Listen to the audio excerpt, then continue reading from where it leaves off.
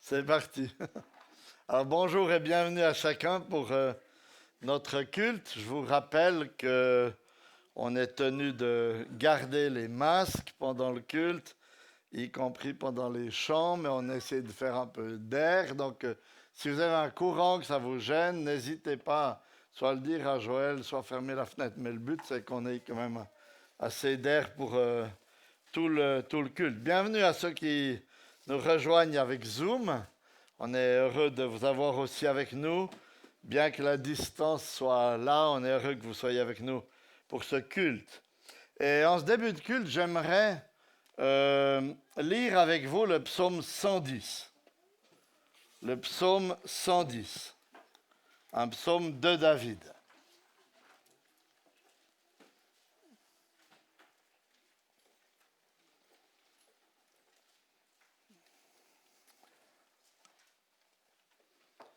Psaume 110.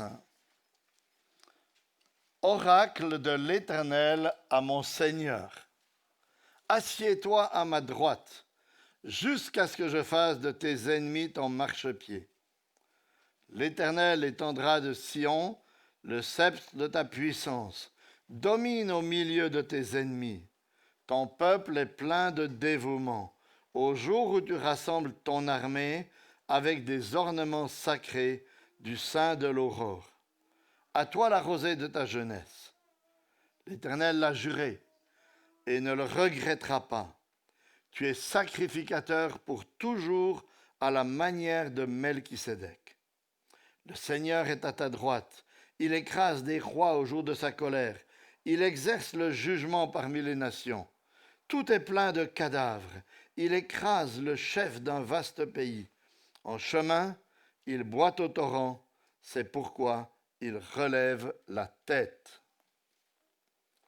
Je voudrais juste attirer votre attention dans ce psaume sur la pluralité de Dieu qui transparaît lorsque, au début du psaume, l'Éternel parle au Seigneur. On découvre ainsi, vous voyez, que dans ce seul Dieu, il y a plusieurs personnes qui, dès l'origine, parlent ensemble, font des projets ensemble, agissent, interagissent ensemble. Et l'Éternel qui parle au Seigneur ici, c'est le Père qui parle en fait à son Fils, qui est venu plus tard selon l'ordre de Melchisédek, verset 4, comme un souverain sacrificateur pour accomplir notre salut. Le Seigneur qui est venu pour être vainqueur sur ses ennemis et vainqueur de tous nos ennemis. Quelle prophétie merveilleuse, vous voyez, réalisée dans la personne de Jésus qui est venu comme un souverain sacrificateur, un roi, un prophète parfait pour nous délivrer de nos péchés. C'est pourquoi on va chanter un cantique qui célèbre la venue de notre Seigneur Jésus-Christ parmi les hommes, un cantique qui nous rappelle sa naissance, c'est le 706. La terre est remplie de joie. C'est un cantique qui est peut-être un tout petit peu plus connoté Noël, mais quand même, il nous rappelle, on peut célébrer l'incarnation de Jésus tout au long de l'année. J'invite à vous lever, si vous le pouvez.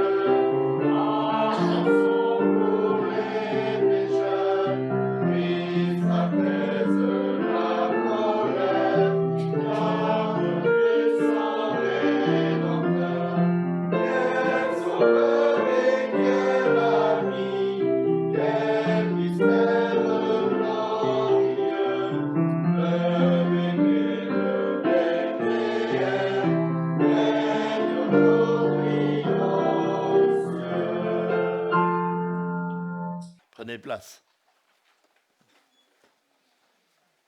Et nous allons prier.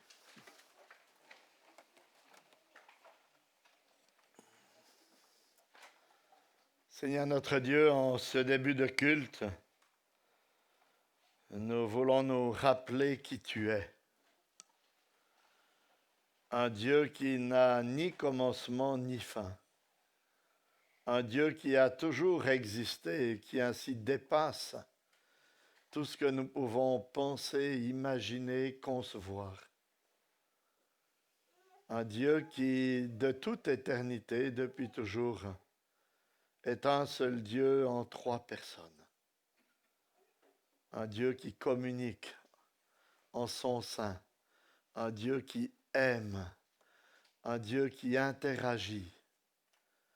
Seigneur, cela aussi nous dépasse. Et en ce début de culte, nous devons simplement nous prosterner devant toi et reconnaître que puisque tu es un tel Dieu, il est normal que tu nous dépasses. Parce que nous sommes des êtres finis, des êtres mortels, des êtres créés. Et nous ne pouvons pas complètement comprendre l'incréé en étant nous-mêmes créés. Mais ce que nous savons et qui nous émerveille, c'est que toi, l'Éternel, Père, Fils et Saint-Esprit, tu as décidé de déborder d'amour, de créer l'univers d'une manière tellement gigantesque, parfaite et extraordinaire pour que nous soyons émerveillés de ton être qui a créé ces choses. Et nous te demandons ce matin que tu nous ouvres les yeux pour que nous voyions ta splendeur au travers de cette création dans laquelle tu nous as placés. Ô Seigneur, que tu es grand, que tu es glorieux, que tu es ordonné, créant avec ordre les plus grandes et les plus petites choses, les plus infimes. Seigneur, quel grand Dieu tu es.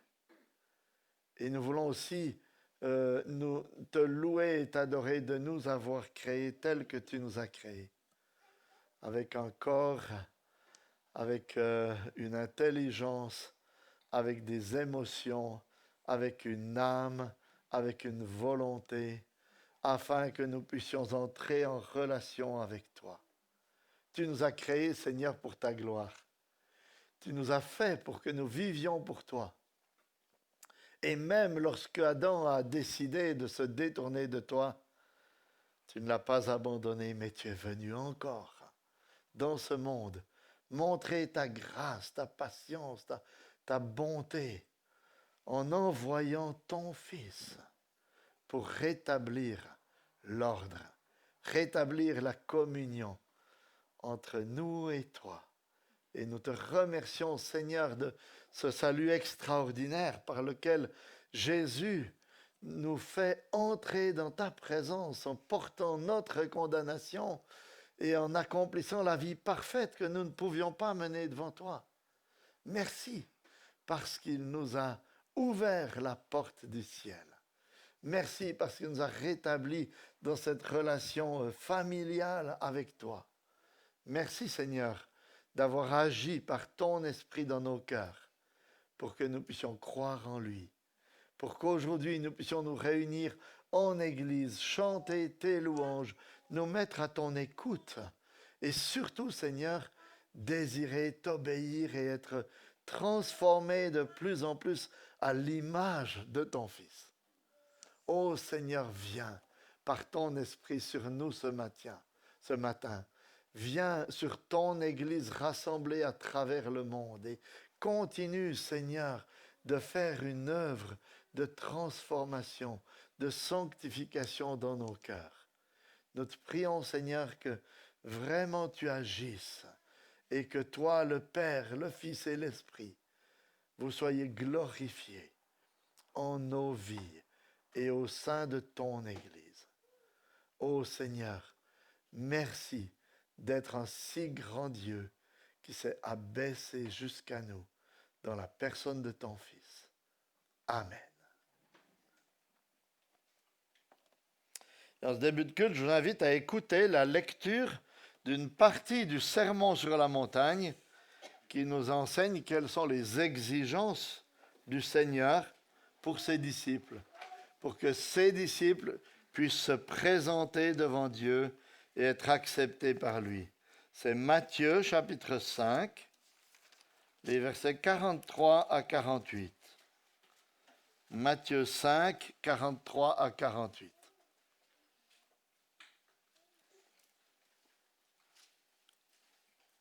Vous avez entendu qu'il a été dit, ça c'est Jésus qui est en train de parler, tu aimeras ton prochain et tu haïras ton ennemi. Mais moi je vous dis, aimez vos ennemis, bénissez ceux qui vous maudissent, faites du bien à ceux qui vous haïssent et priez pour ceux qui vous maltraitent et qui vous persécutent. Alors vous serez fils de votre Père qui est dans les cieux, car il fait lever son soleil sur les méchants et sur les bons, et il fait pleuvoir sur les justes et sur les injustes. En effet, si vous aimez ceux qui vous aiment, quelle récompense aurez-vous? Les péagers aussi n'en font-ils pas autant? Et si vous saluez seulement vos frères, que faites-vous d'extraordinaire? Les païens aussi, eux-mêmes, n'en font-ils pas autant? Soyez donc parfaits, comme votre Père céleste est parfait. Voilà des versets qui nous rappellent ce que Dieu exige de ses disciples pour qu'ils puissent se présenter devant lui. C'est pas qu'ils soient à peu près pas trop mal, comme on aurait tendance à le vouloir ou le penser parfois. Ce que Dieu veut, ce que le Seigneur Jésus-Christ veut de ses disciples, c'est qu'ils soient parfaits, comme le Père céleste est parfait. Et face à une telle exigence, on serait totalement abattu et découragé tout au long de notre vie si nous n'avions pas l'assurance que Jésus a vécu cette vie parfaite qu'il nous a donnée afin que nous soyons parfaits aux yeux de Dieu, pas par nous-mêmes, mais à cause de la justice du Christ qui nous couvre. Ainsi, si vous placez votre confiance en lui ce matin, vous êtes parfaits, pas en vous-même. Vous êtes parfaits parce que Christ vous couvre de sa justice, parce qu'il a pris sur lui la condamnation que nous méritions. C'est pourquoi il est tellement important de nous reposer sur lui. C'est là que se trouve notre paix. Et on va le chanter avec le cantique numéro 408. Cantique 408. Ô Jésus, je me repose sur ce que je sais de toi.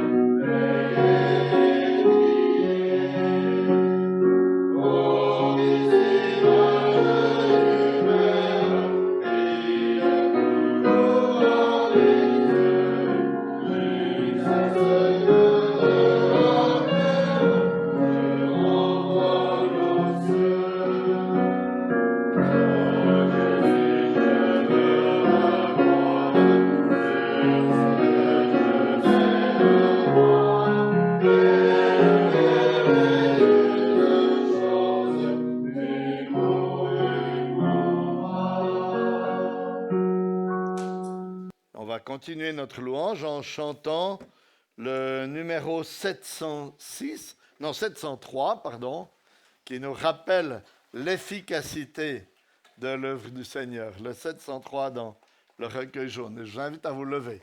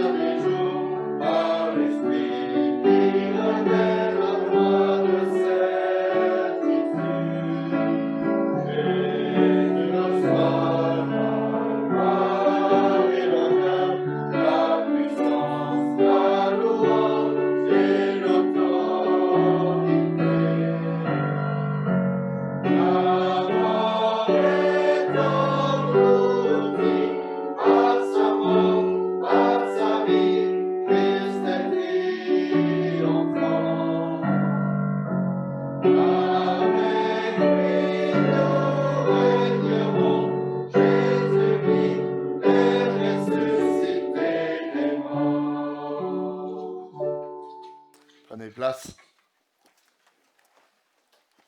Et je demanderai à 3 personnes de prier maintenant. Timo, vous pouvez enlever votre masque pendant que vous priez. Timo, Jerry et Jetties.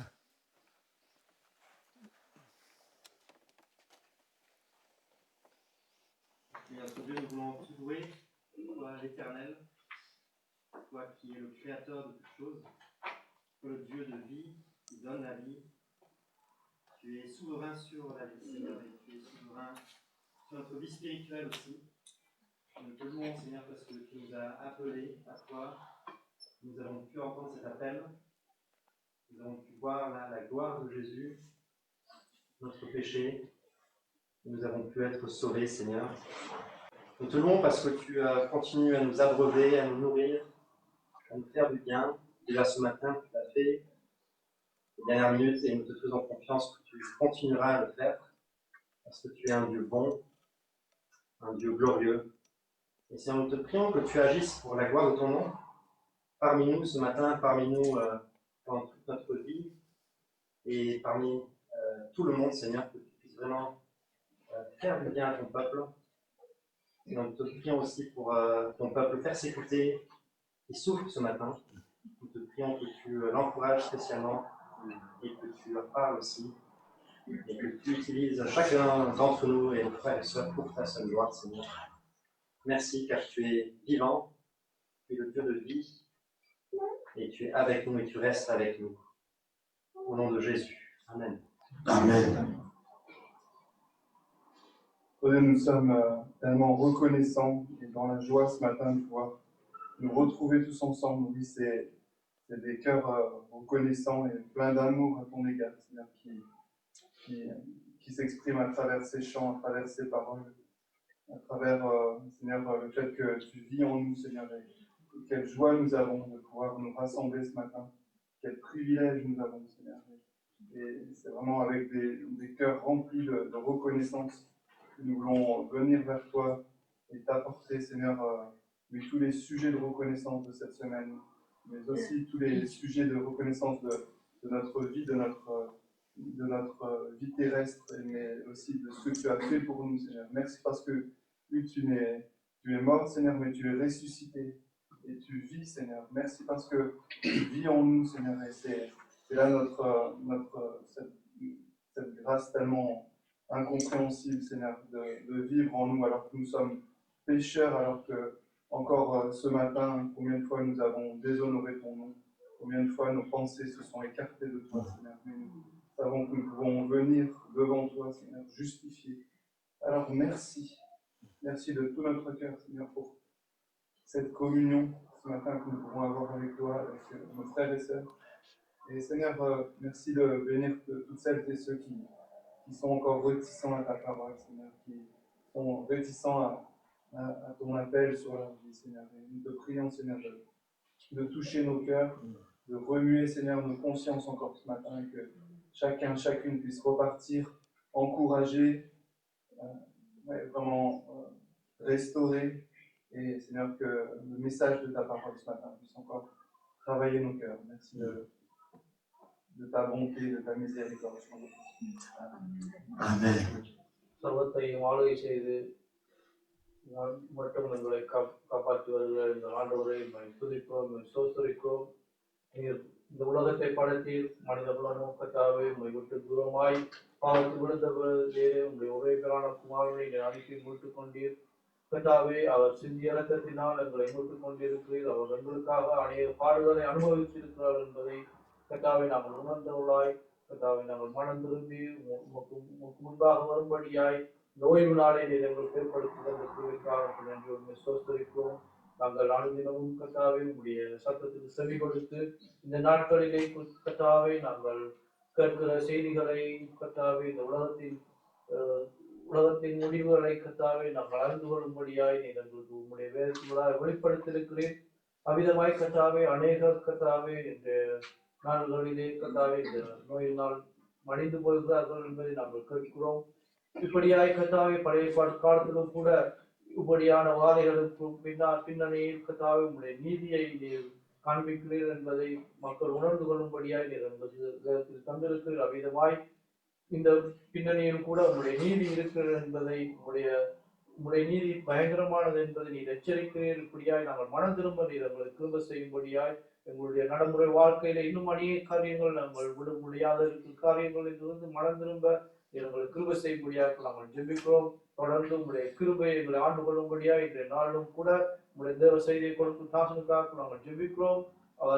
அவர்களுடைய கர்த்தாவே நீர் எங்களோடு பேசும்படியாய் உங்களுடைய கிருபையினாலும் இறக்கத்தினாலும் எங்களை முடிசூடிக் கொள்ளும்படியாக நாங்கள் ஜெபிக்கிறோம். ஆண்டவரே, எங்கள் இதயத்திலே நாங்கள் வைத்து எங்களுடைய நடைமுறை வாழ்க்கையிலே நாங்கள் நடைமுறைப்படுத்த நீர் எங்களுக்கு கிருபை செய்யும்படியாய் எங்களுக்காக மறித்து வைத்திருந்த கர்த்தராகிய இயேசு கிறிஸ்து நாமத்தினாலே உங்களுடைய கிருபையை தந்து எங்களை ஸ்திரப்படுத்தி பலப்படுத்தி நிலைநிறுத்துமாறு இயேசு கிறிஸ்து நாமத்தில் ஜெபிக்கிறோம்.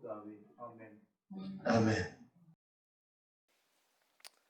Et je vais faire les lectures en rapport avec la prédication qui aura lieu d'ici quelques minutes. D'abord, la lecture de la prédication, Éphésiens, chapitre 1er, les versets 3 à 14. Éphésiens, chapitre 1er, versets 3 à 14.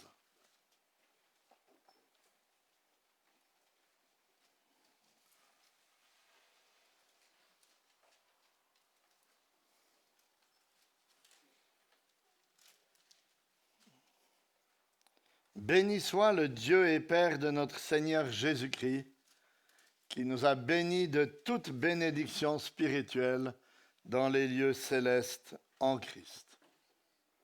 En lui, Dieu nous a élus avant la fondation du monde, pour que nous soyons saints et sans défaut devant lui.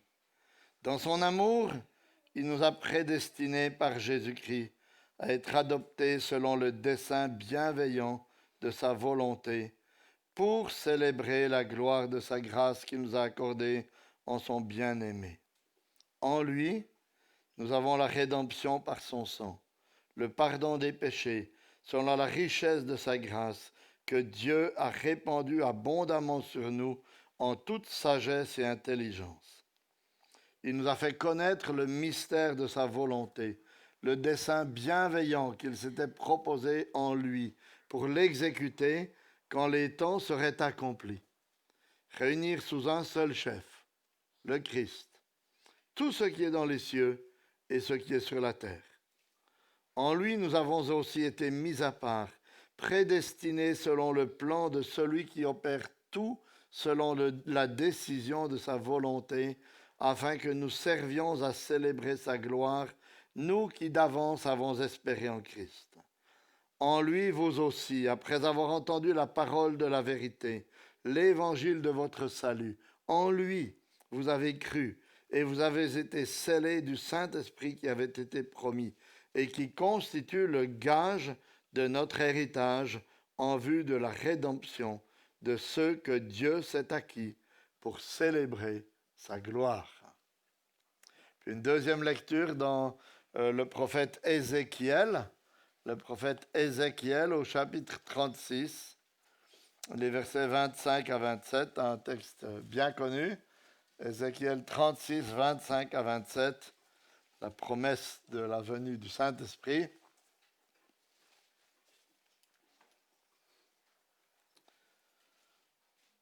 Je ferai sur vous l'aspersion d'une eau pure, et vous serez purifiés.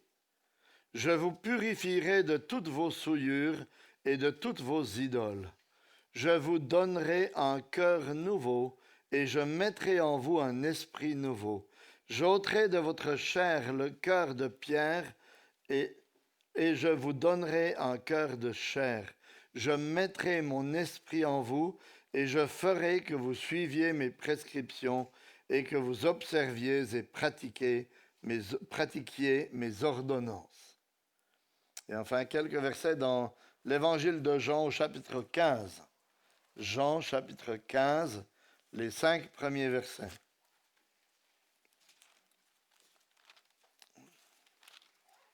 Parabole du cep et du sarment. Jean 15, 1 à 5.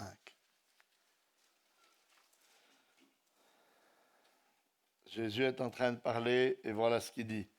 Moi, je suis le vrai cep et mon Père est le vigneron. Tout sarment qui est en moi et qui ne porte pas de fruit, il le retranche. Et tout sarment qui porte du fruit, il l'émonde afin qu'il porte encore plus de fruits. Déjà, vous êtes émondés à cause de la parole que je vous ai annoncée. Demeurez en moi comme moi en vous. De même que le sarment ne peut de lui-même porter du fruit s'il ne demeure sur le cep, de même vous non plus si vous ne demeurez en moi. Moi je suis le cep, vous les sarments. Celui qui demeure en moi comme moi en lui porte beaucoup de fruits, car sans moi, vous ne pouvez rien faire. Jusqu'ici, la lecture dans la parole inspirée de Dieu. Et avant la prédication, pour préparer nos cœurs, nous allons chanter encore le cantique 184. Cantique 184. Puis vous savez sans doute que c'est notre stagiaire, Valentin Mazur, qui va prêcher ce matin. Donc je lui laisserai la parole pendant ce cantique. Il vient de terminer sa 3e année à l'Institut biblique de Bruxelles. Ils terminent leur stage demain chez nous, donc profitez encore de prendre un peu de temps avec eux en fin de culte. Je vous invite à vous lever pour le chant de ce cantique 184.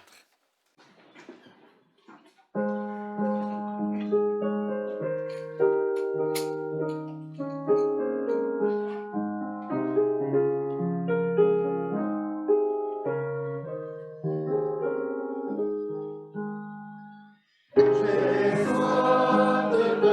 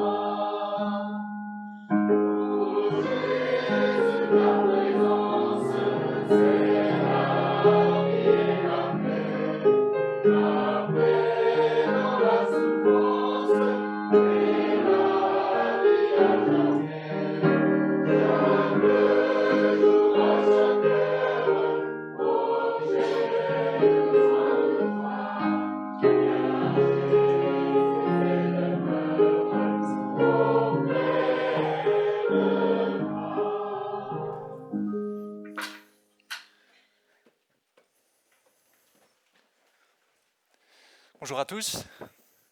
Merci aux frères de m'avoir secouru pour le masque. C'est mon privilège ce matin de pouvoir l'ôter. Je vous souhaite du courage ce matin malgré la chaleur. Alors, comme Olivier l'a dit, oui, j'ai le stage ici qui arrive tout doucement à son terme. Et ce fut vraiment un plaisir pour nous en tant que famille d'avoir pu apprendre un petit peu à vous connaître, d'avoir pu côtoyer certains d'entre vous, de voir également l'œuvre que Dieu accomplit dans vos vies et aussi l'œuvre que Dieu est en train d'accomplir dans votre église, dans votre communauté. J'ai été personnellement très encouragé de cela. Et c'est mon privilège ce matin également de pouvoir apporter la parole. Et je voudrais que dans un premier temps, on puisse remettre ce temps entre les mains de Dieu, lui demander son aide. Prions. Seigneur, nous voulons venir devant toi ce matin, malgré notre petitesse, malgré notre faiblesse, et te demander ton aide, Seigneur. Te demander, Seigneur, que tu puisses encore nous apprendre, nous révéler toujours plus le Christ à travers ta parole. Seigneur, donne-nous un cœur attentif, donne-nous, Seigneur, de pouvoir encore nous émerveiller de ta grâce à notre égard. Seigneur, que nous puissions sortir encouragés ce matin, sortir avec l'espérance que toi, tu es notre Dieu et que toi, Seigneur, tu nous diriges dans chaque aspect de nos vies. Merci, Seigneur, pour cette nouvelle opportunité et que ton nom soit loué. Amen. Avez-vous déjà remarqué dans vos vies en général comme nous sommes régis par le sens des priorités? Comme nous sommes régis par le sens des priorités dans tout ce que nous faisons. Quelques exemples peut-être. Ce matin, avant de sortir de votre maison, si vous voulez passer à travers la porte, il a fallu l'ouvrir, n'est-ce pas? L'ouvrir, mais aussi regarder si le verrou était ouvert. Des étapes qu'il faut faire pour arriver vers un but. Lorsque vous avez voulu traverser la route, il a fallu regarder à gauche et à droite s'il n'y a pas une voiture qui arrivait pour votre sécurité. Des priorités essentielles dans nos vies. Lorsque vous êtes derrière le volant de votre voiture au carrefour et que vous attendez pour passer, il faut voir si le feu passe au vert, n'est-ce pas? Mais au préalable, il est bon d'avoir appris le code de la route, ou il est bon d'avoir eu son permis, ou même acheter une voiture, n'est-ce pas? Des étapes qui nous mènent là où nous nous trouvons aujourd'hui. Avant d'entrer dans la vie active, il est bon d'avoir un diplôme, d'aller peut-être à l'école, de faire un peu de pratique afin d'acquérir les compétences nécessaires pour rentrer dans la vie active et avoir un travail, pouvoir travailler. Avant de fonder une famille, il est bon de rencontrer quelqu'un, tomber amoureux, peut-être se fiancer et ensuite se marier, avoir des enfants et ainsi de suite. Il y a donc tant d'étapes dans la vie qui nous mènent vers un but. Et le sens des priorités, vous voyez, c'est ce qui nous permet d'effectuer la bonne action au bon moment. Et ça, que l'objectif soit grand ou pas. Et ça nous permet d'effectuer chaque étape de la vie avec sens afin de nous rapprocher vers un but. Si certaines de ces étapes ne sont pas respectées, ça peut poser problème. Ça peut poser problème. Alors certains exemples que j'ai donnés aujourd'hui, on peut facilement s'imaginer. Si on n'ouvre pas la porte avant de sortir, ça va poser problème. Si on ne regarde pas, s'il y a une voiture qui arrive, ça peut être dangereux. Il y a des étapes indispensables dans nos vies. Parfois, nos objectifs ne sont pas remplis comme il faut. Peut-être parce que nous avons voulu contourner une étape, essayer d'aller peut-être plus rapidement vers notre but, peut-être de la mauvaise manière. Ou peut-être encore nous avons une mauvaise compréhension des choses. Nous avons une mauvaise compréhension de la manière dont nous devons effectuer ces étapes afin d'arriver à notre but. Alors pour certaines choses de la vie, il est bon parfois, lorsqu'on se rend compte que notre objectif n'est pas atteint, de revenir en arrière, de se remettre en question, de voir là où on s'est trompé, là où on a peut-être mal compris quelque chose, afin de reprendre la bonne direction. Il est bon parfois de se demander pourquoi faisons-nous ce que nous faisons au final.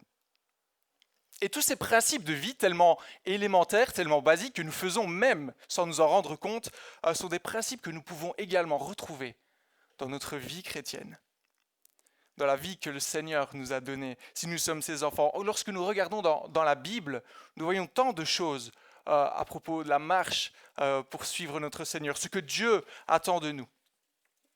Des choses qui nous accompagnent tout au long de notre vie chrétienne, des choses que Dieu veut que nous accomplissions pour grandir, pour nous attacher à lui.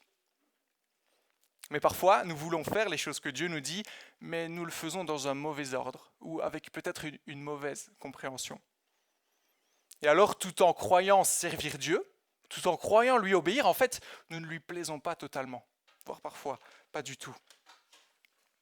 Parfois, nous n'agissons pas comme Dieu veut que nous agissions. Nous ne considérons pas les choses comme Dieu veut que nous les considérons. Alors, juste un petit exemple pour que vous compreniez bien ce que je veux dire. On va tourner au Éphésiens chapitre 4, versets 1 à 3 rapidement. Éphésiens 4, versets 1 à 3.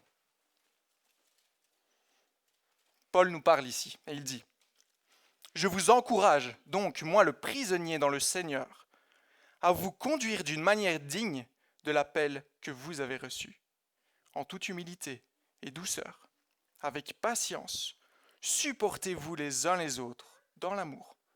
Efforcez-vous de considérer l'unité de l'esprit par le lien de la paix. » Alors quand on lit un tel passage, on sera tous d'accord pour se dire que c'est absolument merveilleux ce que l'apôtre nous demande de faire ici. C'est quelque chose qu'il faut absolument mettre en pratique. Ce sont des étapes qu'il ne faut pas négliger. Et pourtant, un cœur mal disposé rendrait tous nos efforts pareils à de la fumée si nous ne faisons pas ce qu'il faut comme il faut. Voici des choses que Dieu nous demande par l'intermédiaire de l'apôtre Paul et qui pourtant n'auront pas plus d'effet qu'une balle perdue si nous sommes mal disposés. Si nous ne faisons pas les choses comme Dieu veut que nous les fassions. Car vous savez, il y a toujours des motifs, il y a toujours des motivations derrière ce que nous faisons. Alors, pour avoir de bonnes attitudes, pour connaître ce que Dieu attend de nous face à ces directives, il serait peut-être bon de savoir ce que Paul veut nous dire lorsque nous voyons au premier verset du chapitre 4, ce qu'il veut nous dire par notre appel en tant que chrétien, ou notre vocation que nous voyons à la fin du verset 4. Car vous voyez, les attitudes du chrétien semblent être fortement liées à cet appel, cette vocation. Ça va le micro? J'ai l'impression que je fais beaucoup de bruit. C'est possible? Non? Ça va? Ok. Alors pour notre premier point ce matin, je voudrais que nous puissions grandir dans notre compréhension de cette vocation que Dieu a pour nous en tant que chrétiens. Car comprendre le projet de Dieu pour nos vies nous disposera l'ordre voulu par Dieu pour que nous accomplissions ce qu'il nous demande. En d'autres mots, on peut dire que comprendre le projet de Dieu pour nos vies disposera notre cœur à lui obéir de la bonne manière, à faire les choses. Et nous pourrons alors avoir des attitudes adéquates face à de tels passages. J'ai pris ici Éphésiens 4, il y en a un tas d'autres que nous retrouvons dans la parole. Donc pour cela, maintenant, je vous invite à prendre Éphésiens au chapitre 1, qui sera notre lecture principale. Je vous invite à le garder sous les yeux afin de pouvoir suivre les différents passages que nous allons voir aujourd'hui. Voici donc, chers amis, le projet de Dieu pour nos vies, si nous sommes enfants de Dieu ce matin. Verset 4, regardez avec moi. Dieu nous a choisis avant la création du monde pour que nous soyons saints, sans défaut devant lui. Dans son amour, il nous a prédestinés à être ses enfants adoptifs par Jésus-Christ.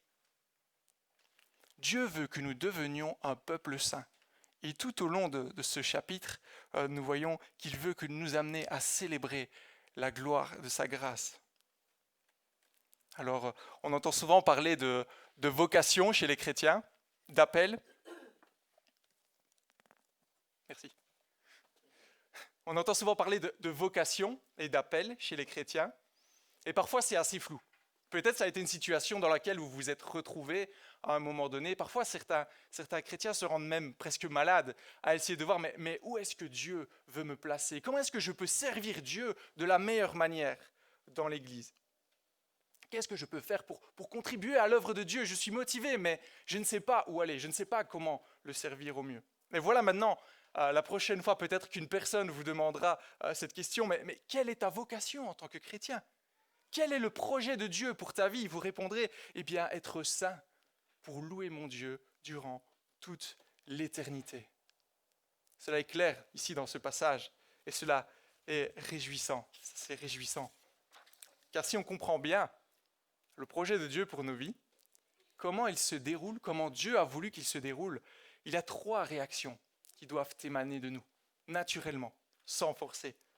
Et cela nous disposera à agir comme Dieu l'attend.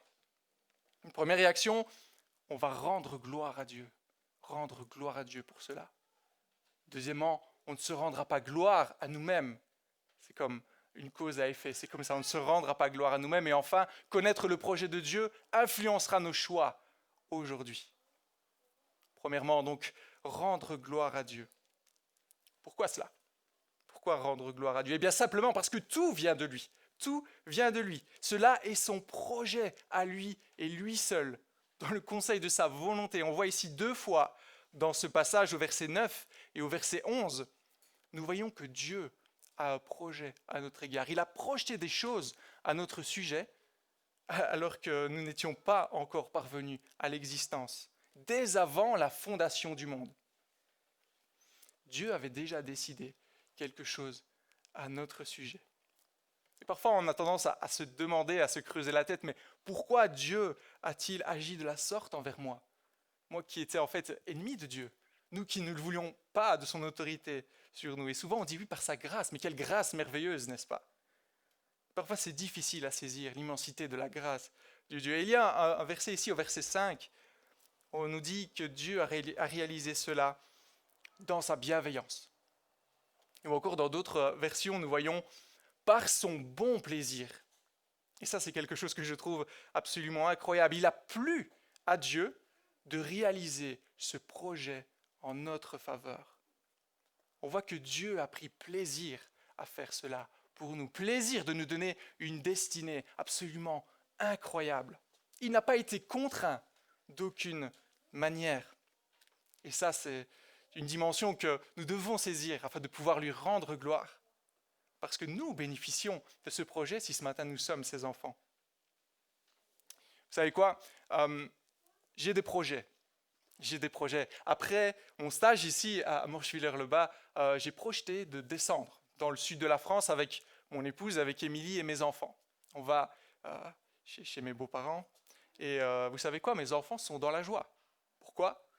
Parce qu'ils vont rencontrer, ils vont revoir leurs grands-parents. Ils vont de nouveau être choyés. Ils vont être dorlotés par eux et ils se réjouissent de cela. Mais mes enfants n'ont rien fait. Ils n'ont jamais demandé quoi que ce soit. Mais on voit que c'est mon projet qui s'effectue et que mes enfants en bénéficient et sont dans la joie. Il est bon ici de continuellement regarder, de voir vers quoi Dieu nous conduit dans sa bienveillance. On voit ça au verset 11 notamment, un héritage glorieux. Pour nous qui étions pauvres, pour nous qui étions misérables, maintenant nous devenons héritiers de Dieu, héritiers du Dieu Tout-Puissant. Et ça nous donne une perspective dans notre vie chrétienne qui est en dehors de toute espérance qu'on peut imaginer dans ce monde. Une joie indescriptible qui ne peut parvenir que de ce que Dieu est en train de faire de nous, de la manière dont Dieu nous considère aujourd'hui, même si on peut souffrir dans notre vie physiquement, souffrir de la situation dans laquelle on est, se rappeler que Dieu a des projets à notre égard. Et pour cela que nous ne puissions pas douter de notre espérance, car ici ce projet ne dépend pas de la volonté d'un homme. Vous savez, mon projet d'aller dans le sud de la France peut très bien s'arrêter très vite si je tombe malade, si ma voiture tombe en panne, mais ici, c'est le grand Dieu de l'univers qui tient toutes choses entre ses mains, qui est souverain, qui n'a jamais de plan B, d'aucune manière, qui nous promet cela. C'est lui-même qui nous montre son projet dans ces lignes. Donc on va rendre gloire à Dieu pour cela. On va voir notre petitesse, la grandeur de Dieu et lui rendre gloire. Deuxième réaction, forcément on ne se rendra pas gloire à nous-mêmes. Et ça c'est une dimension assez importante, on voit dans ce passage. Pourquoi ça? Pourquoi est-ce qu'on ne se rendra pas gloire à soi-même? Eh bien lorsqu'on se demande, mais comment ce projet de Dieu peut se faire? Comment pouvons-nous recevoir une telle grâce? une telle faveur. Mauvais comme nous le sommes, alors que nous n'avions pas voulu de Dieu. Bien, nous voyons dans ce texte que tout est accompli par le Christ.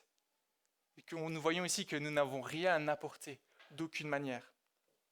Paul est clair ici. Et il y a 2 semaines, quand je suis arrivé, Valentin Meyer avait partagé ce même passage, avait relevé le nombre de fois où on voit que la mention de Christ est accomplie. J'ai retrouvé le même chiffre, donc ça m'a réconforté. 8 fois où ce projet, Paul nous montre que ce projet de Dieu s'accomplit en Christ, en lui, dans le bien-aimé ou à travers son sang. Et si Paul insiste tant sur cela, c'est pour nous montrer que ce projet de Dieu ne peut être exécuté, ne peut être réalisé que par le moyen de Jésus-Christ notre Seigneur.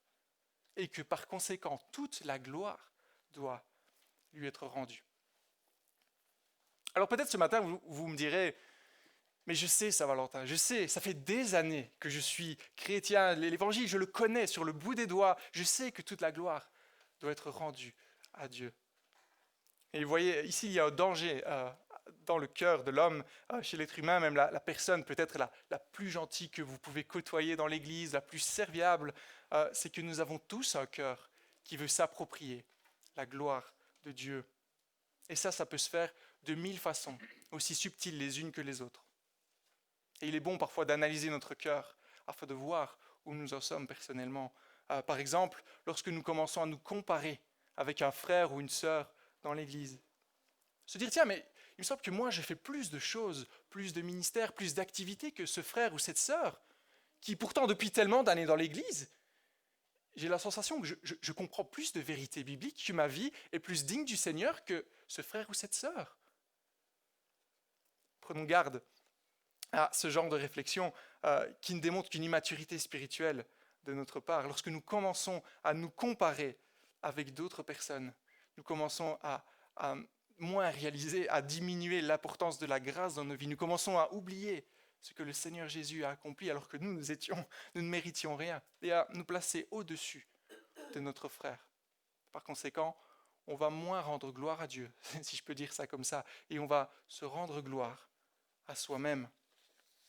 En plus, en agissant de la sorte, nous ne marchons plus selon l'amour. C'est un peu comme si ça ne servait à rien de réagir comme cela.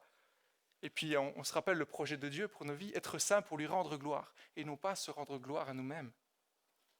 Toutes ces choses sont subtiles. Maintenant, plus pratiquement peut-être, il peut être bon parfois de se demander où est notre joie lorsque nous servons. Où est notre joie? Est-elle dans le simple service du Seigneur, dans le simple fait d'être enfant de Dieu?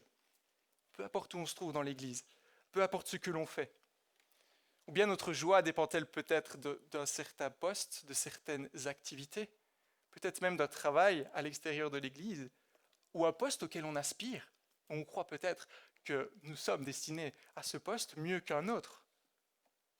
Et dans ces circonstances, il peut être bon de s'imaginer, mais quelle serait notre réaction si on venait simplement nous enlever à notre fonction dans l'Église ou dans ce que nous faisons? Serions-nous tristes? Serions-nous fâchés, déçus? Ou bien serions-nous dans la joie? Où se trouve notre identité? Est-elle en Christ ou dans ce que nous faisons? Serions-nous dans la joie de voir un frère servir à notre place et faire confiance dans le projet de Dieu pour servir peut-être ailleurs, dans un autre domaine? Faisons-nous confiance à Dieu? Ou est-ce qu'on préfère se voir là où on s'estime doué et un poste peut-être que l'on veut garder, coûte que coûte? Ce type d'attitude démontrera que nous cherchons à nous réaliser nous-mêmes plutôt que de glorifier Dieu. Et ça peut poser problème à un moment donné. Dans d'autres domaines, nous pouvons également tomber dans un schéma de vouloir gagner la faveur de Dieu. Et ça aussi, c'est subtil. Lorsque nous voyons notre vie, nous voyons peut-être notre péché, nos manquements. Et nous risquons peut-être par des actes concrets, même sans le vouloir, de tomber dans un schéma où nous voulons plaire à Dieu, nous voulons gagner sa faveur. On va peut-être passer plus de temps en prière. On va peut-être passer plus de temps dans la Bible, peut-être plus de temps à l'évangélisation. Et en fonction de ça, on va se dire, mais je me sens bien aujourd'hui avec Dieu. Et le jour suivant, parce qu'on n'a simplement pas eu le temps, on se sentira moins bien avec le Seigneur. On aura peut-être l'impression d'être reçu plus favorablement par le Seigneur. Alors bien sûr, je suis pas, la prière, la lecture de la Bible sont de bonnes choses qu'il faut valoriser. Je ne dis pas qu'il faut les négliger. mais nous avons un ordre des choses dans la pratique de notre foi. Car si en agissant comme cela, nous pensons acquérir la faveur de Dieu, nous négligeons l'œuvre de Christ. 8 fois, Paul insiste sur cela, et nous nous glorifions nous-mêmes. Et ça ne fait pas partie du projet de Dieu. Car seul Christ a accompli le pardon, seul Christ a accompli la réconciliation, et en cela, lui seul mérite d'être loué. Notre relation avec Dieu ne dépend pas de nos œuvres, de ce qu'on pourrait faire, mais dépend uniquement de ce que Jésus a accompli à la croix. Bien entendu, après, dans un deuxième temps, les étapes telles que lire la Bible, prier, faire les activités dans l'Église sont importantes car ça permet d'être affermi dans notre foi. Cela permet de pouvoir grandir, de connaître toujours mieux notre Dieu. Mais il y a un ordre à tout cela, vous voyez. Premièrement, considérons le Christ pour ce qu'il est. Premièrement, considérons le Christ pour ce qu'il a fait à notre égard. Et ensuite, ces choses vont découler tout naturellement. Bien sûr, nous ne croyons pas au salut par les œuvres, on sera tous d'accord pour le dire, mais parfois, la frontière entre ce que nous croyons et ce que nous faisons est tellement mince. Si je reprends mon illustration, je pars en vacances avec mes enfants, même si mes enfants ne sont pas sages, même si pendant 15 jours ici, ils ont été absolument exécrables avec nous, c'est pas pour ça que je n'irai pas en direction du sud. C'est pas pour ça que mon projet ne se réalisera pas. Mes enfants n'ont pas à croire que ce projet de vacances dépend d'eux, aucunement, non. Ça n'empêchera pas de les discipliner, parce que je les aime, mais la destination prévue demeure. Et parfois nous oublions cela dans nos pratiques, dans notre vie chrétienne, dans notre foi. Nous démontrons peut-être vouloir gagner la faveur de Dieu par nous-mêmes, peut-être en ayant peur que le projet de Dieu ne se réalise pas pour nous, à cause de nous. Mais rappelons-nous que tout repose sur le Christ. Et c'est donc ces deux premières réactions sont retrouvées ici au verset 3, où Paul nous dit « Béni soit le Dieu et Père de notre Seigneur Jésus-Christ. » Béni soit le Dieu et Père de notre Seigneur Jésus-Christ. Alors pourquoi bénir Dieu ? Pourquoi nous voulons bénir Dieu ? Pourquoi sommes-nous rassemblés ce matin à parler en bien de Dieu, à le louer, à le chanter ? Non pas pour obtenir sa faveur, n'est-ce pas ? Non pas pour obtenir sa pitié, mais pour tout ce qui suit et que nous voyons jusqu'à présent. Pourquoi la gloire revient-elle à lui et non pas à moi ? Eh bien, car lui seul m'a accordé le pardon, l'héritage, cet avenir glorieux. Et tout simplement parce que nous ne sommes pas faits pour posséder cette gloire. Et fonder notre vie sur cette compréhension nous poussera à faire les choses pour de bonnes raisons. Et une troisième réaction se dégagera de notre compréhension du projet de Dieu. Ça influencera nos choix. Cela influencera nos choix.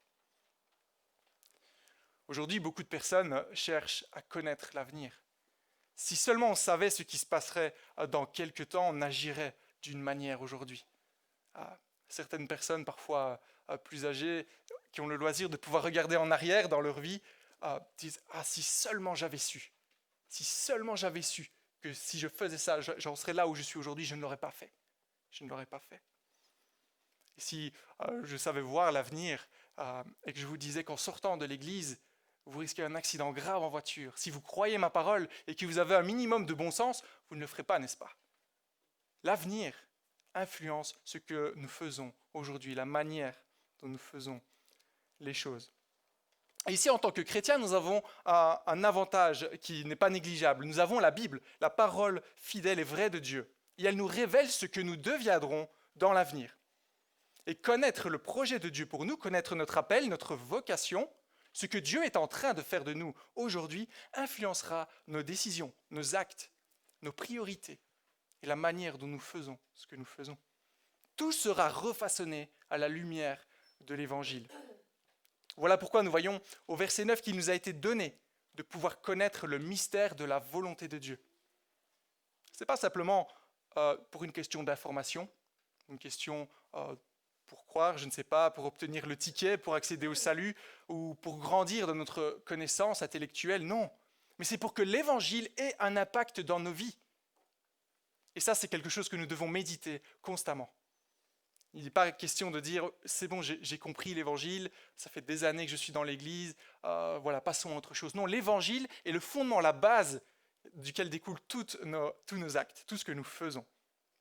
Et donc l'ordre de Dieu, c'est de nous sauver pour que nous soyons saints, et cela indépendamment de quoi que ce soit que nous fassions. Et connaître cela doit créer en nous le désir de le suivre et de le glorifier dans nos vies, de se soumettre à sa volonté. Ça ne doit pas en être autrement. Mais notez bien la différence ici. C'est parce qu'il nous a sauvés, parce qu'il a de tels projets à notre égard que nous voulons le servir. Ce n'est pas que nous faisons des choses pour obtenir sa faveur, car cela, Christ l'a accompli à un niveau bien supérieur à n'importe quel de nos actes en donnant sa vie à la croix. Alors en Belgique, là d'où je viens, nous vivons dans un royaume, nous avons un roi, nous avons la reine, et il y a la jeune princesse Élisabeth de Belgique. Une jeune fille qui semble comme les autres. Et lorsque nous regardons parfois certaines émissions où elle apparaît, on a tendance à voir qu'en fait, elle n'est peut-être pas comme toutes les autres jeunes filles de son âge. Pourquoi cela ? Bien car tout le monde sait qu'un jour, elle est appelée à devenir reine. Elle est appelée à devenir reine. Et lorsqu'on la voit apparaître dans certaines émissions, dans certains événements, on voit qu'elle se tient d'une certaine manière. On voit qu'elle reçoit un certain type d'éducation. On voit qu'elle apprend les 3 langues du pays. On voit qu'elle apprend la politique. Et pourquoi cela ? Peut-être même elle persévère en cela de manière imparfaite. Pourquoi ? Elle ne le fait pas pour gagner son titre. Elle ne le fait pas de peur de le perdre. Mais elle le fait car elle sait ce à quoi elle est appelée. Elle sait ce à quoi elle est appelée. De la même manière, nous sommes appelés à être un peuple saint pour louer la gloire de Dieu, que nous puissions d'ores et déjà vivre comme tel. Même si nous ne comprenons peut-être pas tous les enjeux, même si cela nous dépasse, rejetons toute pratique semblable au monde et attachons-nous à Christ, notre Seigneur. Rappelons-nous notre héritage. Rappelons-nous que cet héritage est certain et cela est encourageant. Au verset 13, nous voyons « Vous avez été scellés par l'Esprit Saint ». Qu'est-ce que ça veut dire ? Ça veut dire que Dieu s'est engagé lui-même lorsqu'il nous a choisis dès avant la création du monde. Et ça, c'est réjouissant. C'est pas peut-être nous serons sauvés. On n'est pas sûr. Non, c'est certain. Notre salut est certain.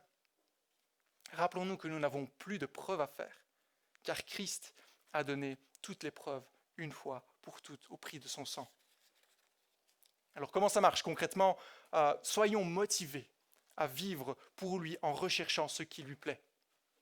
Recherchons à nous laisser transformer à son image, car cela est son projet à notre égard. Et si nous sommes ses enfants, cela va se faire. Prenons plaisir à la recherche de la sainteté. Parfois, certaines personnes trouvent cela pesant. J'ai trouvé cela pesant, mais prenons plaisir.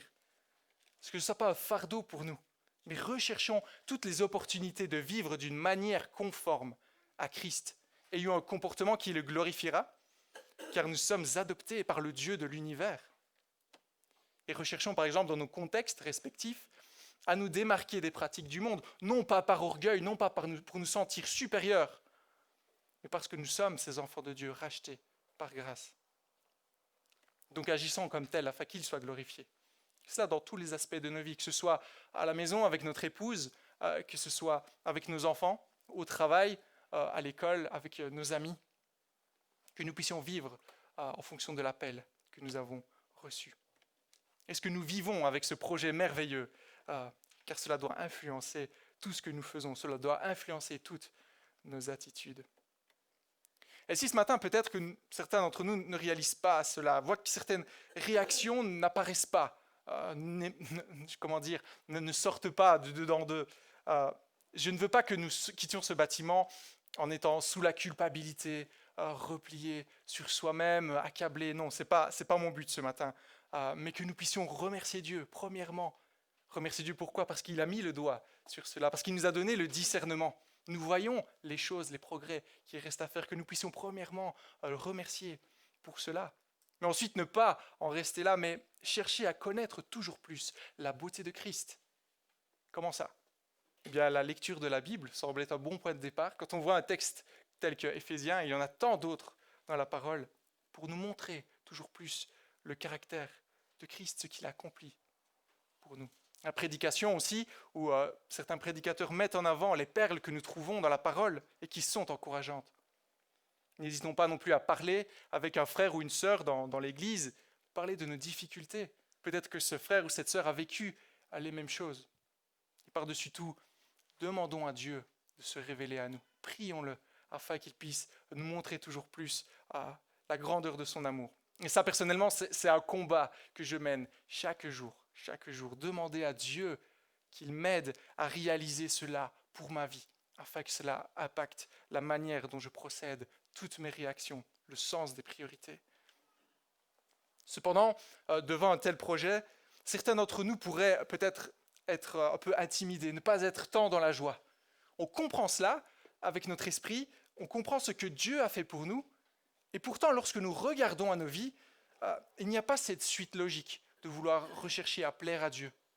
Parfois, certains peut-être se complaisent dans le mal, ou on n'arrive pas à se débarrasser de cela, n'arrive pas à se débarrasser du péché pour vivre pour la gloire de Dieu. On peut avoir l'impression que le mal est toujours très présent autour de nous. Et plus on essaye de s'en sortir, plus on s'enfonce. Ça semble parfois nous dominer. Parfois la culpabilité va alors nous pousser à de l'activisme, à vouloir faire des choses, ou du légalisme, où on va appliquer chaque chose à la lettre. Mais à nouveau, ce n'est pas ça que Dieu attend. Ce n'est pas l'ordre des choses voulu par Dieu. Parce que si on agit ainsi, nous allons prendre les choses en main par nous-mêmes. Et ce n'est pas ce que Dieu veut. Rappelons-nous que le projet de Dieu s'accomplit uniquement en Christ. Et si en agissant ainsi, nous allons négliger le seul qui peut réellement mettre le plan de Dieu à l'œuvre, et nous risquons de nous essouffler, même parfois de douter de notre foi. Et ça m'amène à mon deuxième point ce matin, le deuxième et le dernier point, croire qu'on ne peut pas changer, croire qu'on est voué à rester comme on est. Vous savez, on vit dans ce monde de mal, le mal est partout. Nous côtoyons chaque jour, parfois durant de longues heures, des personnes qui ont sciemment rejeté l'autorité de Dieu, qui ne veulent pas Dieu dans leur vie. Nous vivons dans un tel contexte. Nous-mêmes, bien que chrétiens, bien qu'enfants nés de nouveau, nous avons une nature marquée par le péché. Alors bien sûr, on est sauvés, déjà sauvés, mais pas encore glorifiés, comme nous dit le verset 14. Nous sommes dans l'attente de la libération. Nous vivons toujours dans notre chair. Et bien souvent, on peut sembler, dans certaines situations, dominé par le mal dans nos vies. Par la convoitise peut-être, par l'immoralité, l'orgueil. Mais à ce propos, il faut également que nous puissions grandir en tant que chrétiens, grandir en compréhension du projet de Dieu pour nos vies. En tant que chrétiens nés de nouveau, lorsque nous voyons le péché dans nos vies, le péché doit avoir qu'un seul effet dans nos vies. Et si je peux m'exprimer ainsi, donc le péché doit uniquement nous conduire à courir vers le Christ. C'est le seul effet que le péché peut procurer dans nos vies. Car Christ, c'est en lui seul que se trouve le pardon des fautes. C'est en lui seul que se trouve le salut et la solution. Regardez avec moi le verset 7. En lui, par son sang, nous sommes rachetés, pardonnés de nos fautes, conformément à la richesse de sa grâce. Voici donc ce que nous sommes, notre statut devant Dieu, rachetés, pardonnés. Et voici l'ordre dans lequel nous devons agir, courir vers le Christ pour notre salut. Pas une seule fois. La repentance n'est pas une seule fois le jour de notre conversion, mais constamment, constamment. Car lui seul peut nous donner la force d'avancer. Voyons, on voit cela au verset 8. Dieu nous l'a accordé avec abondance, en toute sagesse et intelligence. Pourquoi est-ce que Dieu nous a accordé sa grâce et son pardon de manière abondante? Car il a voulu nous montrer l'étendue de son amour pour nous, nous montrer qu'il est toujours prêt à nous pardonner si nous venons vers lui. Il aurait très bien pu nous dire « Je te pardonne, mais cela est une seule fois. Maintenant, fais attention. » Mais alors, les effets dans la vie du chrétien seraient totalement différents, n'est-ce pas? Ce serait totalement différent. On serait peut-être dans la crainte, dans la peur, mais ce n'est pas ce que Dieu, la manière dont Dieu veut que nous agissions. Son pardon est sûr, son pardon est certain. Et douter de cela reviendrait à douter de la toute-puissance de Dieu, de la richesse, de sa grâce. Avons-nous seulement idée de l'étendue de la grâce de Dieu envers nous? Personnellement, je le découvre encore chaque jour dans ma vie. Je pense que je peux encore attendre longtemps avant de pouvoir comprendre toute la dimension de cela. Et vous voyez, parfois le diable il cherche constamment à nous prouver que nous ne sommes pas dignes de nous approcher de Dieu. Nous ne sommes pas dignes de nous approcher de lui. Il veut nous décourager. Il veut nous éloigner de lui en nous montrant, tu vois, encore une fois, tu as déçu celui qui a donné sa vie pour toi. Parfois, on a l'impression de rajouter un clou dans les mains de notre Seigneur. Alors, il est vrai que nous ne sommes pas dignes d'aucune manière de nous approcher de Dieu. Mais par le Christ, nous sommes devenus quelqu'un d'autre. Par le Christ, nous sommes devenus rachetés et désignés par le Seigneur. Et l'ordre des choses voulu par Dieu est que par lui, nous sommes maintenant enfants de Dieu. Soit Dieu est notre Père. Dieu est notre Père et nous devons nous considérer comme tels. Ce n'est pas à nous de nous considérer autrement. Ici, ce n'est pas une question de ressenti, d'émotion, mais bien d'un jugement légal exprimé par Dieu à un moment donné. Lorsque l'on dit que Dieu nous a justifiés, que Dieu nous a donné ce statut, c'est-à-dire qu'il nous a rendu quitte des peines que nous méritions à cause de notre péché. Nous ne sommes plus sous la culpabilité de notre péché et nous pouvons librement courir vers notre Père. En plus, il nous adopte dans sa famille et ça, c'est une dimension absolument incroyable. Et pour appuyer cela, je prendrai l'autre grand écrit de Paul où il expose l'évangile dans toute sa splendeur. On va tourner dans Romains 6, verset 10. Romains chapitre 6, verset 10 et suivant.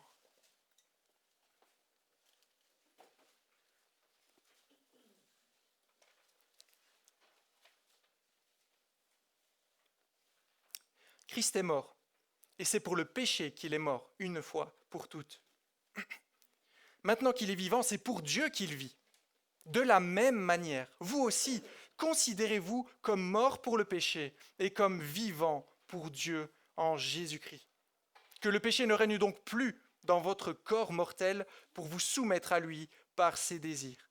Ne mettez plus vos membres au service du péché comme des instruments de l'injustice, mais au contraire, livrez-vous vous-même à Dieu comme des morts revenus à la vie. Mettez vos membres à son service comme des instruments de la justice.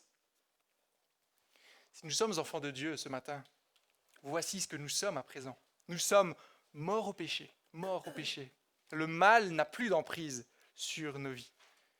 Et ça, c'est une certitude mathématique. Certitude mathématique. Cela ne peut être autrement si nous sommes à Christ. À nouveau, l'ordre des choses est que Christ a brisé la puissance du péché. Et nous pouvons alors vivre pour lui. Nous pouvons alors vivre pour lui. Et nous devons nous considérer comme tels et nous appliquer à servir Dieu en rejetant le mal par Jésus-Christ. Et ça, mes amis, ce n'est pas une réalité future, ce n'est pas quelque chose qui viendra plus tard, mais c'est une réalité présente aujourd'hui dans la vie du chrétien né de nouveau. Alors attention tout de même à éviter le laxisme, à croire que Dieu s'occupe de tout, donc je me laisse simplement aller à sa grâce et son pardon qui sont là. Ce n'est pas comme ça que ça fonctionne. Lorsqu'on comprend réellement le projet de Dieu pour nous, il y a une discipline personnelle qui va s'installer et qui est nécessaire dans la vie chrétienne si nous voulons grandir. Il ne s'agit pas de se laisser aller en se disant que tout ira bien, non. Il est bon d'avoir des automatismes, de s'engager soi-même dans la lutte contre le péché, ne pas laisser aucune place au mal dans nos vies, le rejeter totalement. Mais il faut bien comprendre l'ordre des choses établi par Dieu. La bataille est déjà gagnée. La bataille est déjà gagnée. Nous ne sommes plus sous l'empire du péché, mais sous l'empire de Dieu, non pour le mal, mais pour le bien. Et comprendre cela nous donnera de bonnes attitudes face au péché. J'avais entendu cette histoire d'un homme, je ne sais plus où j'avais entendu cela.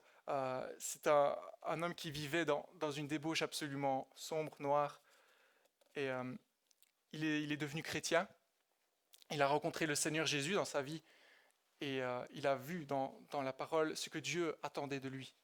Il a commencé à y obéir et à rejeter tout le mal qu'il faisait avant pour pouvoir plaire à Dieu.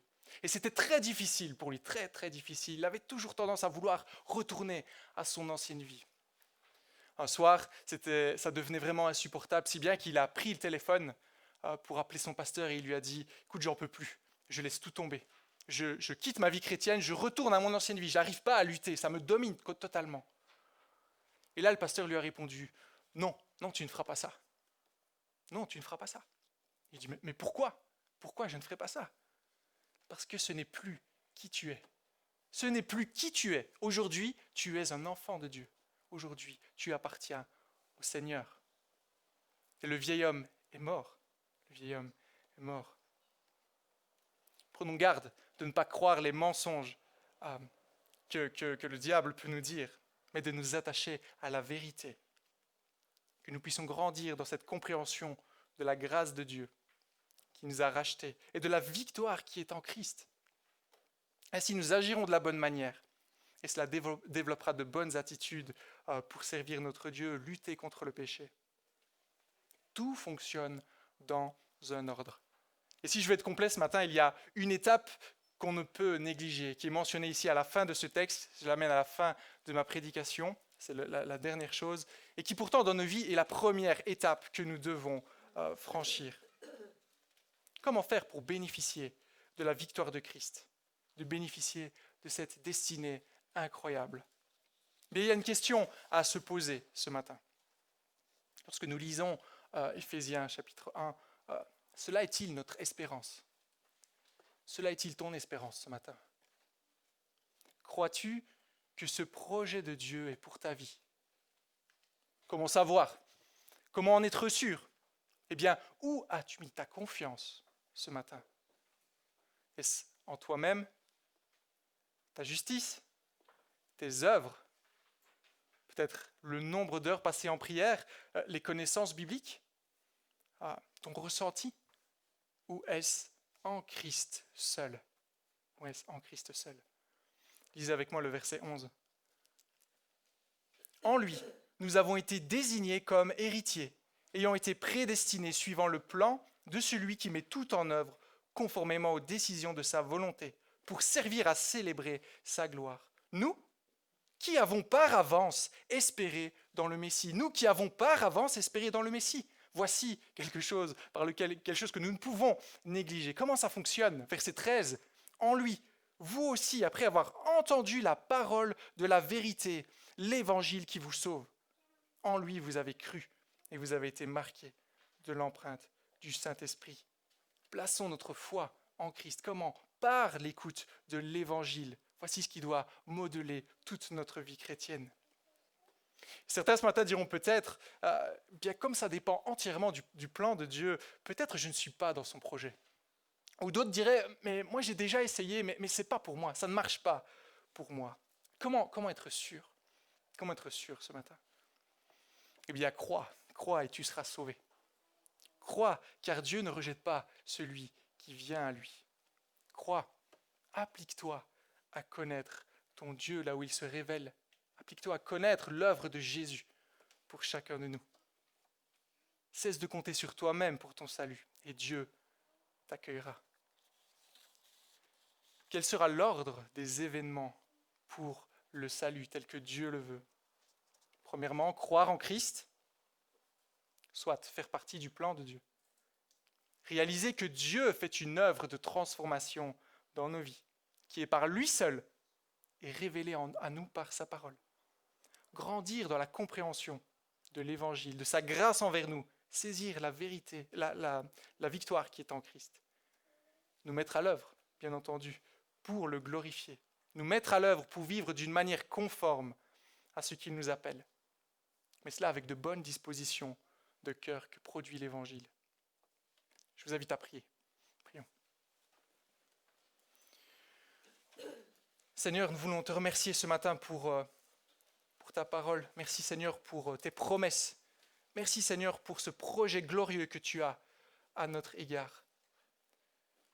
Seigneur, donne-nous de nous émerveiller toujours plus de ton plan de salut, de saisir Seigneur ces perles qui se trouvent dans ta parole, afin que cela puisse façonner l'ordre des choses dans lesquelles nous agissons dans notre vie chrétienne.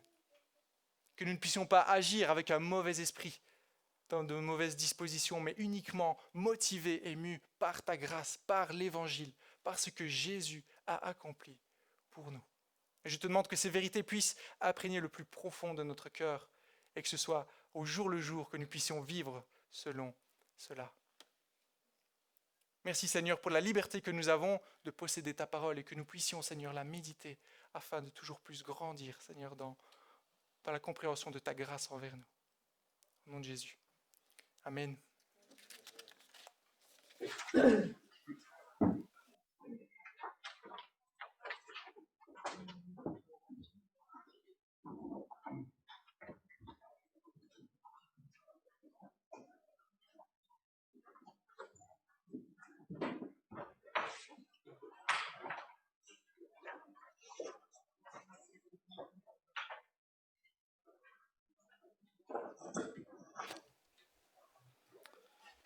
On a vu que c'est en Jésus seul que se trouve toute notre espérance. C'est pourquoi nous allons nous le rappeler encore par le cantique 712 dans le recueil jaune.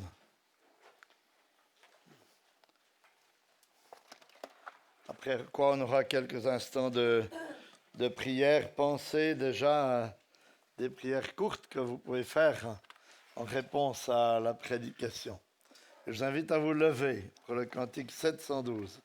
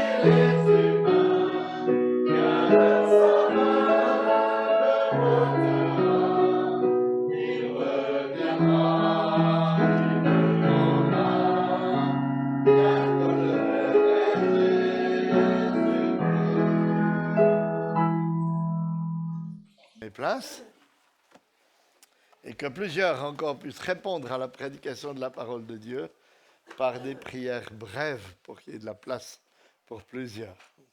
Prions.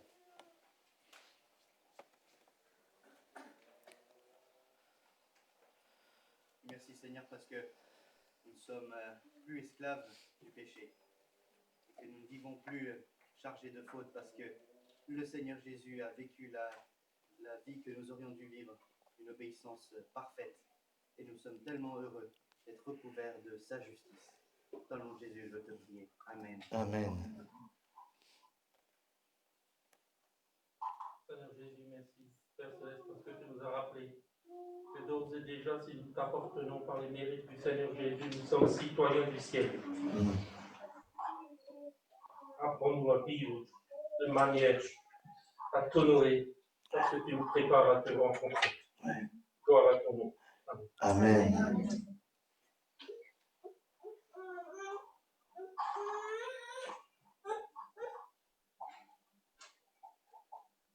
C'est une grâce, notre Dieu, notre Père, de savoir que toi, tu nous as aimés. Tu nous as choisis avant même la fondation du monde. Seigneur, dans ce projet que tu m'aies choisi, que ton nom soit béni, au nom puissant de Jésus. Amen. Amen.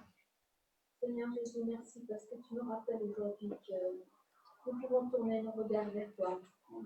Même si nous tombons, même si nous péchons, même si ce péché nous enveloppe si facilement, nous pouvons courir vers toi parce que tu es fidèle et juste pour nous pardonner, pour nous purifier de toute souillure.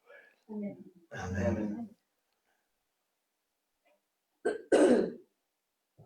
Et Père, accorde-nous au quotidien de nous rappeler ce merveilleux message de l'Évangile, de tourner nos regards non pas vers nous-mêmes, mais vers le Christ, et de pouvoir vivre notre vie aujourd'hui, parce que tout a déjà été accompli pour nous, en pleine reconnaissance de ce que tu as fait, Seigneur, et que nous pouvons faire tous nos efforts, Seigneur, pour la gloire de ton nom.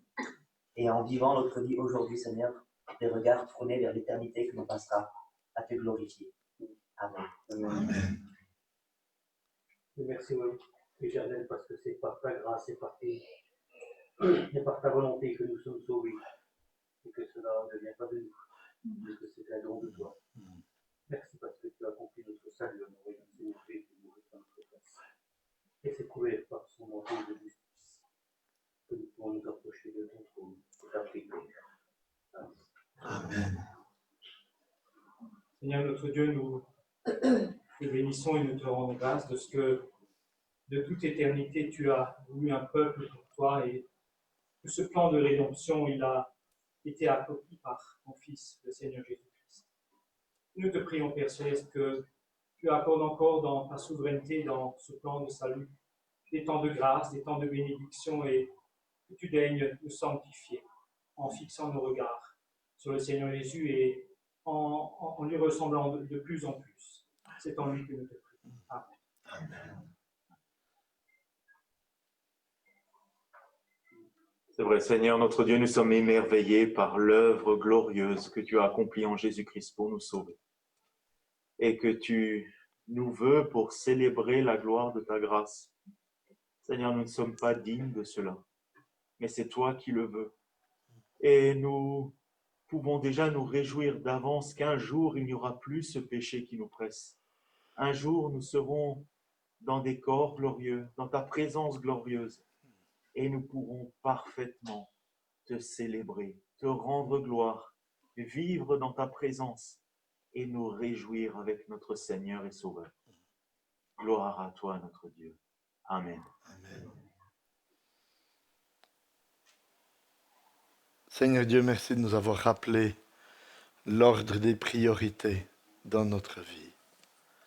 D'avoir rappelé que tout commence vraiment par cet attachement à toi, par cette œuvre parfaite, par un cœur nouveau, rassasié de ta grâce, et que les œuvres suivent avec un cœur qui t'aime. Et c'est ce que nous te demandons, Seigneur, que tu viennes continuellement nous rappeler cette vérité. Tu vois, comme nous avons souvent tendance à l'oublier, comme nous retombons souvent dans nos anciens travers, et nous te demandons vraiment, Seigneur, que tu nous aides tout au long de notre vie chrétienne à nous rappeler que ce n'est jamais par nos mérites, nos forces, nos prières, notre lecture de ta parole que nous sommes accueillis devant toi, mais toujours par les mérites de notre Seigneur Jésus-Christ.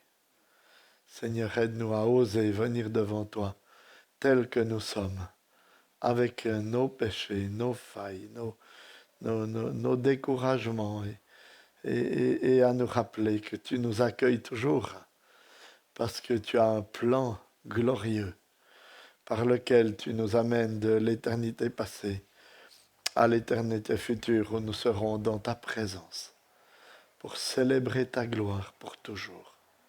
Fais-nous la grâce de vivre déjà à la lumière de cette réalité aujourd'hui, dans ce monde, afin que nous soyons la lumière du monde et le reflet de notre Seigneur Jésus-Christ. Dans le nom de Jésus, nous te prions. Amen. Je termine notre culte avec une bénédiction tirée de la fin de l'Épître aux Hébreux. Que le Dieu de paix, qui a ramené d'entre les morts le grand pasteur des brebis par le sang d'une alliance éternelle, notre Seigneur Jésus-Christ, vous rende capable de toute bonne œuvre pour l'accomplissement de sa volonté, et fasse en vous ce qui lui est agréable, par Jésus-Christ, auquel soit la gloire au siècle des siècles. Amen. Je termine par les annonces. Mercredi soir à 20h15, on poursuit notre étude biblique sur Actes chapitre 22 et à partir du verset 22. Et jeudi prochain, la permanence du pasteur. Et dimanche prochain à 10h, notre culte. Je vous rappelle que vous pouvez vous inscrire pour le culte de dimanche prochain, mais il y a presque plus de place parce qu'il y a déjà énormément de personnes extérieures, enfin je ne veux pas dire extérieures, mais de passage, qui sont inscrites. Donc il y aura malheureusement un certain nombre de personnes frustrées, je pense, mais essayez de vous inscrire, je vous dirai si ce n'est pas possible. Par contre, il y a beaucoup de place pour le 2 août. Donc si vous voulez vous inscrire déjà pour le 2 août, vous pouvez aussi le faire. Voilà, le stage de Valentin et Émilie arrive déjà à sa fin et on aimerait juste les remercier pour le temps qu'ils ont passé parmi nous, le temps qu'ils nous ont consacré, et je vais leur laisser un petit cadeau. C'est pas des gâteaux alsaciens, parce que je crois qu'ils ont déjà mangé pas mal. Ils étaient pendant le... Alors viens ici, Valentin. Si Émilie veut venir, elle peut venir aussi. Voilà, vous aurez l'occasion d'ouvrir ce cadeau. Vous allez très vite comprendre ce qui est pour qui. D'accord. Parce que c'est assez simple. Il y a une chose pour chacun et je pense que ce sera assez facile pour vous. En tout cas, merci beaucoup d'être venu parmi nous, de nous avoir donné en fait une partie de vos vacances. Quoi? Ah oui, excusez. Ben, venez là alors. Je suis en dehors du champ de vision. Hein, merci beaucoup de nous avoir consacré une partie de vos vacances. On espère qu'on aura l'occasion de vous revoir et que vous nous donnerez de vos nouvelles. On va prier pour vous encore, que le Seigneur vous accompagne et vous conduise. Je vais prier encore. Hein. Seigneur Dieu, merci pour ce moment passé avec Valentin, Émilie et la famille parmi nous. Merci de ces liens forts que tu tisses par ton esprit entre tes enfants. Nous sommes toujours émerveillés, Seigneur, de voir comment tu nous permets de vivre une réalité familiale chrétienne avec des gens que nous ne connaissions pas. Et nous te demandons, Seigneur, que tu continues de veiller sur Valentin, sur Émilie, sur leur voyage dans le sud, sur leur travail aussi, ce stage de 4e année, sur la grossesse d'Émilie, que tu sois vraiment avec eux et que dans ta grâce, Seigneur, tu les conduises aussi pour leur avenir. Merci pour ce qu'ils ont pu nous apporter pendant ces 15 jours et permets que dans ta grâce, nous ayons nous aussi pu leur apporter des choses qui puissent emporter avec eux dans leur ministère et pour leur formation. Dans le nom de Jésus, nous te prions. Amen. Amen. Voilà. Merci. Bonne fin de culte à chacun. Et vous qui êtes sur Zoom, prenez encore du temps pour discuter ensemble une fois qu'on aura coupé. Oui, et remettez, s'il vous plaît, les recueils de cantiques sur vos chaises. Ça facilite beaucoup les choses. Il n'y a rien d'autre à dire, non? OK. Alors, bon dimanche à chacun. Que le Seigneur vous accompagne.